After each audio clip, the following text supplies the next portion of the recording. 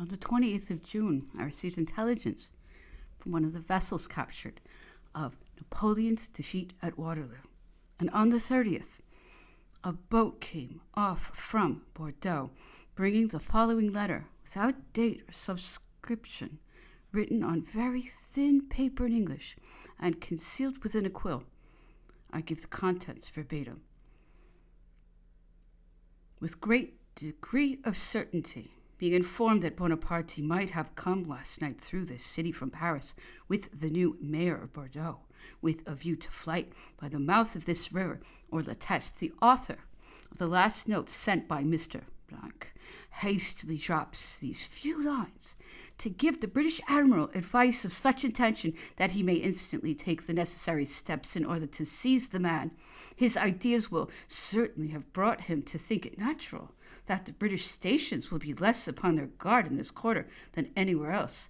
The writer benefits by this opportunity to inform the Admiral that, since the last note, some alteration has taken place with regard to the troops spread in these two divisions. In lieu of 800 to 1,000 of this city, there are now 5,000, which is supposed owing to the intention of compressing the minds of this populace in this decisive instant.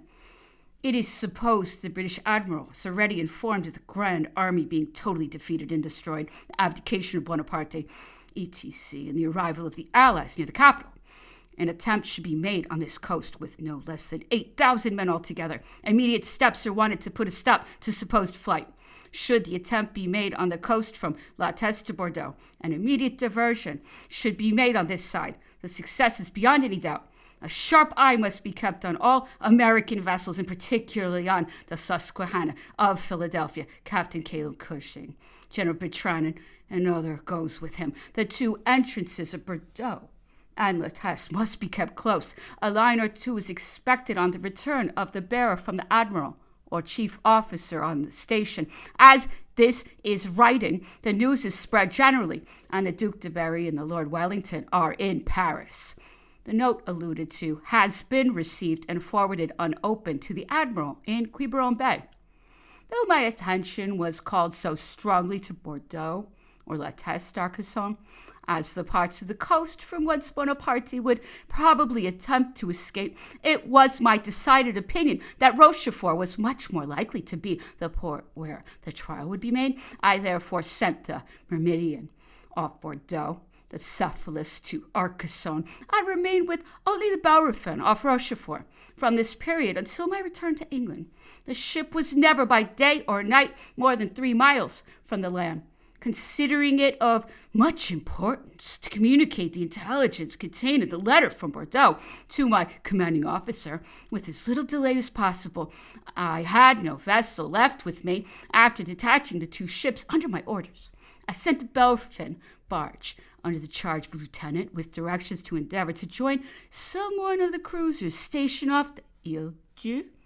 I gave him an order addressed to the captain of any of his Majesty's ships he might fall in with, to proceed without loss of time to join the admiral in Quiberon Bay, with the dispatch accompanying it.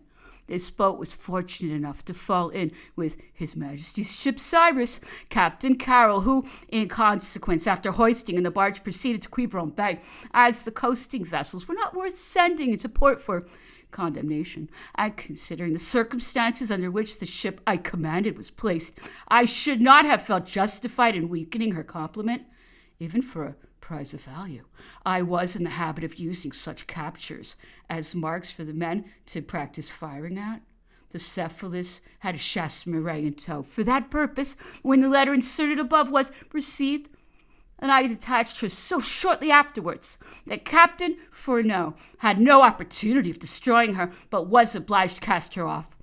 After he had left me some time, I observed the vessel drifting to sea and determined to run down and sink her. While approaching her in this view, I was sweeping the horizon with my glass when I discovered at a considerable distance a small white speck on the water, which had the appearance of a child's boat with paper sails, but I could plainly perceive something that had motion in it.